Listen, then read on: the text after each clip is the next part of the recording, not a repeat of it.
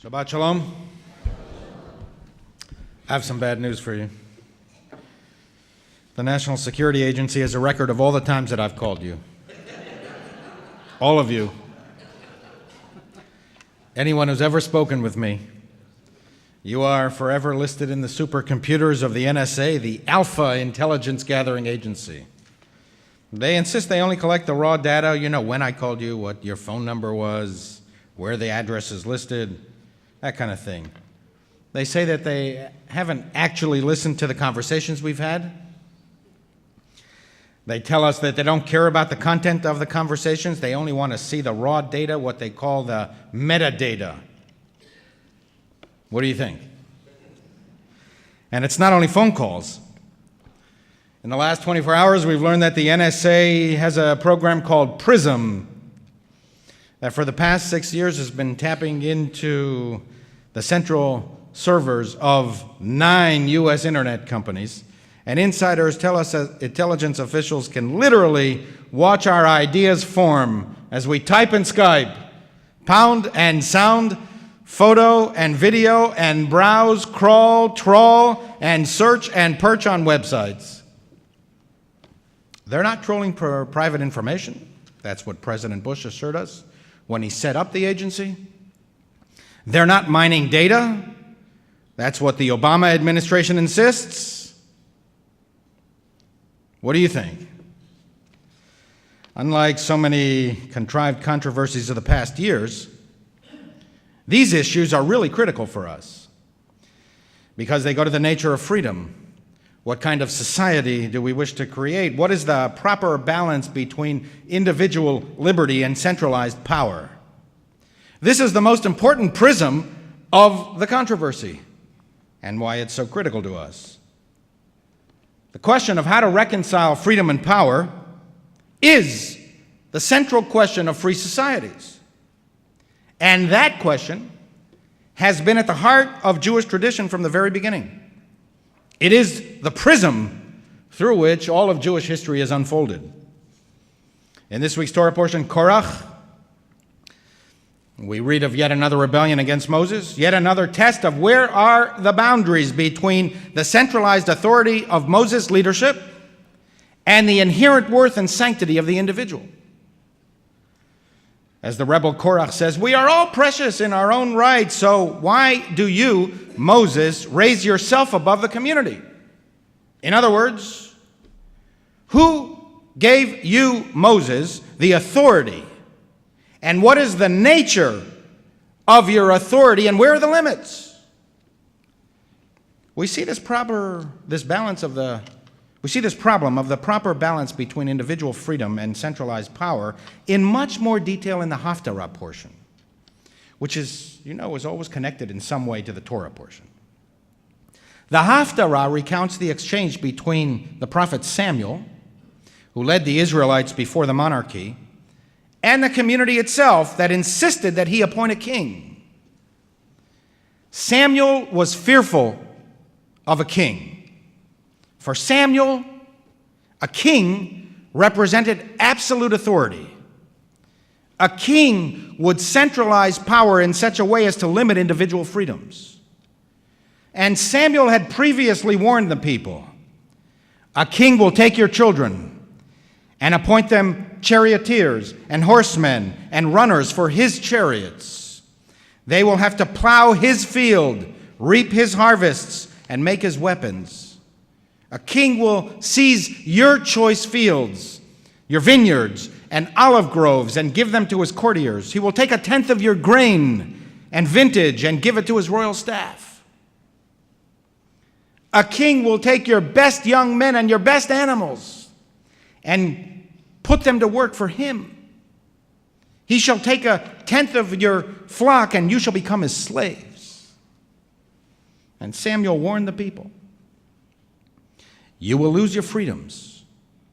You will compromise your very way of life, and you will give over your hard-won civil liberties to the king, who will tax you, draft you, and seize your property in order to strengthen his centralized authority. Samuel warned them, once the centralized government has power, The natural impulse is to protect that power and to use it and to expand it well beyond the original intention. But the people responded with these well-known words: Melech yeh aleinu, v'hayinu gam anachnu kechol hagoyim. We must have a king to rule over us so that we may be like all the others. And that's what Samuel did. He reluctantly anointed King Saul, the first Israelite king. And later, when Saul didn't really work out, Samuel reluctantly anointed the young David, the future king, and Saul's successor. Samuel was so fearful of the monarchy because he paid attention to what the people said. They said, we must have a king to rule over us, not to be our representative, a public servant. But the people wanted to be ruled over. Melech yihiyeh aleinu, over us. Samuel realized that they were already prepared to give up their liberties in favor of the attraction of a powerful centralized government that would make all the hard decisions and would ensure their security. Let the king go fight our battles. And Samuel also noticed what the people said. V'hayinu gam anachnu kechol hagoyim. So that we can be like everybody else, like all the others, all the other nations. And looking at everyone else, Samuel realized that all of the kings in the neighborhood and all of the kings of history were absolutists. They felt that they were above the law, that they themselves were the lawgivers. Pharaoh was not exactly a benevolent philosopher king. And so from that point on, all of the rest of the Bible, and in a sense, all of the rest of Jewish history, is a struggle to limit the authority of the king, the centralized ruler, in favor of expanding or at least preserving the freedoms of the individual. The king shall not keep many horses, states the book of Deuteronomy, nor shall he amass excessive silver and gold. When he is seated on the royal throne, he shall have a copy of the Torah by his side, written just for him, so that he shall read it all his life, and so that he may learn to revere the eternal God and to observe faithfully every word of the law. Thus he will not act arrogantly towards his fellows. It's an effort to create what we would later call constitutional government, where the authority of the leaders is limited by the people and are all subject to the law, in our case, the Torah. It is a never-ending struggle, even in the most mature democracies like the United States.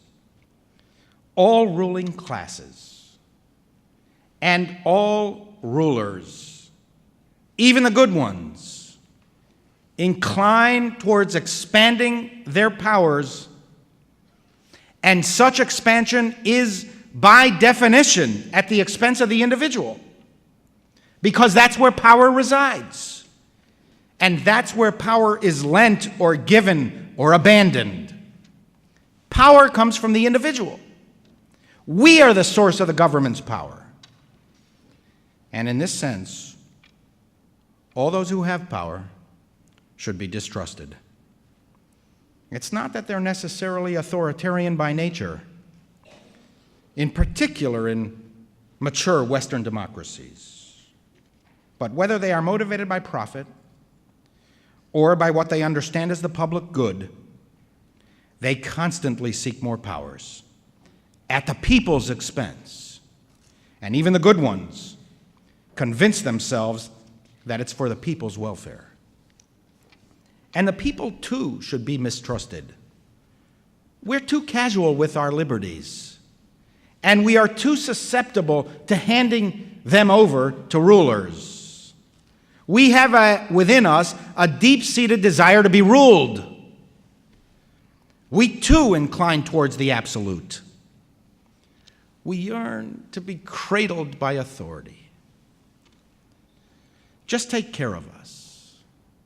Keep us safe. Help us to solve these impossible dilemmas in our lives. At all times, we must remember that the freedom of the individual is paramount. Of all the personal attributes that could have described Moses, the only one that is emphasized in the Bible is modesty. He was a modest man. The first leader of the slaves, who had to be authoritarian at times, was not power hungry. It was important to the Bible to emphasize his humility. This then became the standard for all future rulers. Be humble.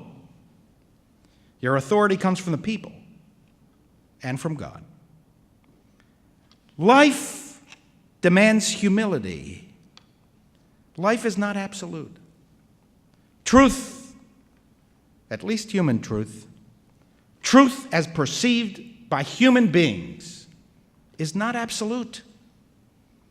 There are multiple truths and multiple virtues that often conflict with each other. There is no one centralized, absolute truth. Virtues, too, are not absolute. They compete with each other.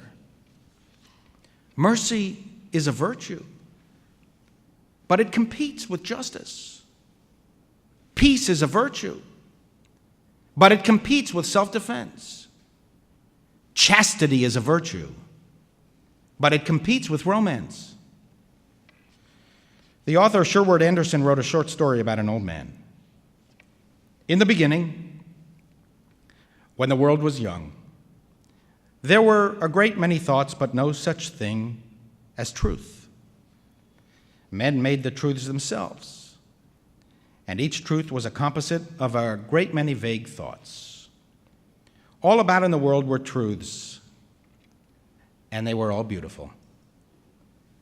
The old man listed hundreds of truths in his book.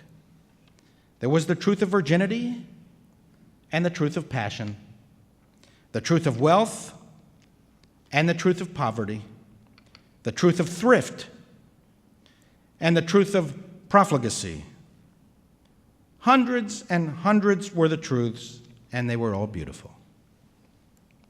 And then the people came along.